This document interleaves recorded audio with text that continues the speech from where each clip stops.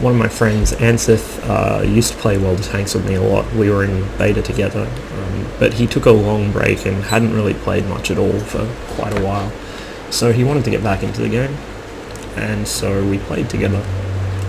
I brought my T-34-85, he brought his Dicamax. This will demonstrate one of the real qualities of the T-34-85. It's just a really good, solid tier 6 medium.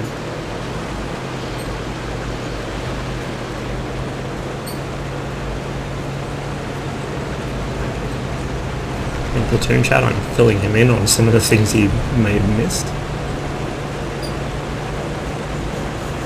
I think the last time he actually played World of Tanks was when the 1C first came out. He played briefly for about a week or so and then disappeared again.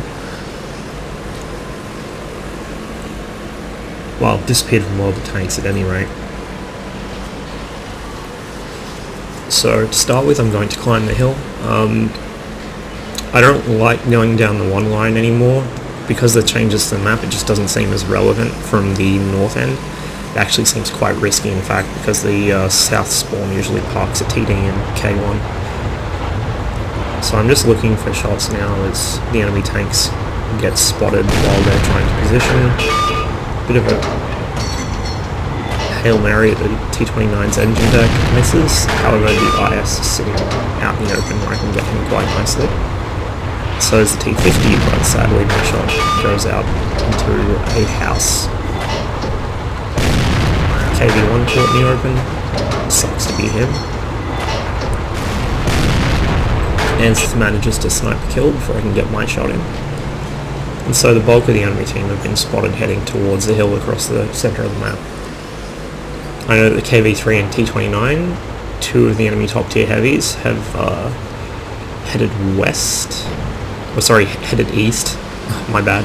To my left. That's why I said west. Into the pass there. Not a place I intend on going, so they're not going to be a problem for me. T-34 makes the mistake of exposing itself. The other tier 7 enemy heavy is the IS, which is not only stock but also really bad.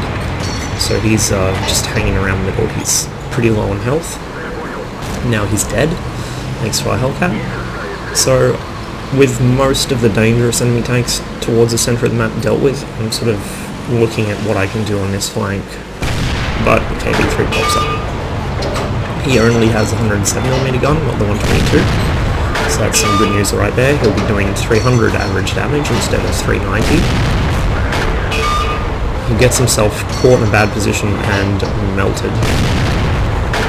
The Wolverine is also spotted over there, as well as the T-29, which is outside of my ring distance.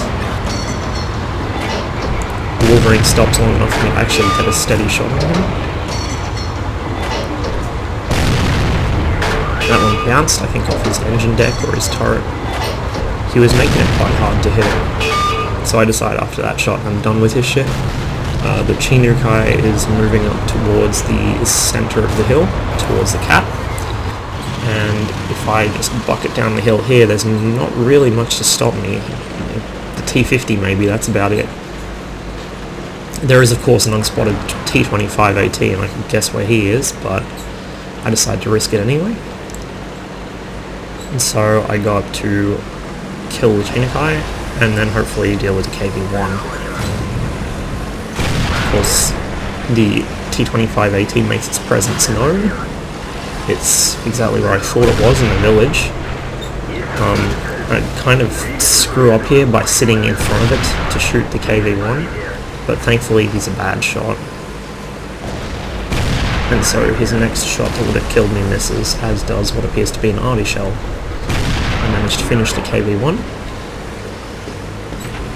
And now I want to move to cover so the T-25AT can't kill me. That gives Anseth a chance to move up. It also gives me a bit of time to look at the map and what's going on. So our T-25 and KV-1S are double teaming the enemy T-29, who still has a decent amount of health, but not that much. T-50 is still over there trying to help him out. M10 is probably still there. the T-34 hasn't been spotted yet, so he's either hiding in the back or he's AFK. And as it happens, he was actually AFK. So the M12's spotted. Take a quick snapshot to finish him.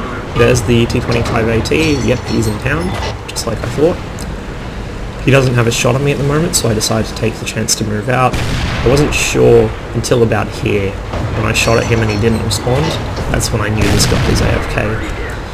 I'm not going to say no to free damage, so I just sat here and took a couple of shots at him while the T-25 had problems of its own. A bouncer shot there, as to Danceth. Not sure off what. So the T-25 still doesn't have shots on me. I still don't have shots until there, but he gets unspotted. So I decided to just close the distance and get up in his face.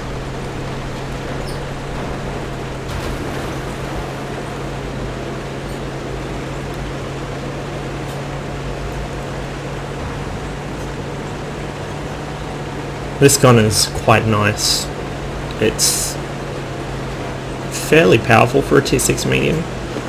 It also has very, very nice DPM.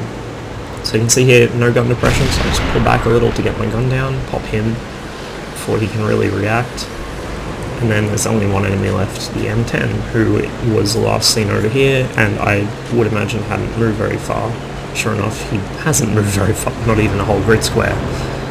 He gets lit on fire by the 1S, and the game is decided. A win for us.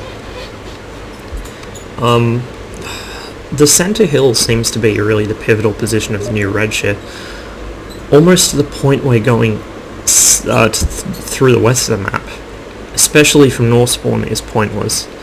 The one line used to be North Spawn's medium route, whereas the K line was South Spawn's medium route. Because they've changed the map so much, South Spawn's heavies tend to go up the 0 line now, and their mediums will fan out still along the K line, along with tank destroyers. So now there's a lot more chance that if you come down the one line, you're going to be countered by something you can't really see very well. So I just prefer to go up on the hill now, unless I'm in something very heavily armoured, in which case I go down the valley to the east. It's a change for the better, I think. It makes the map more fluid, but it does also kind of take away some options. So I'm not entirely sure how I feel about it, but at the very least, redshift games don't always end in draws now, so that's a big plus.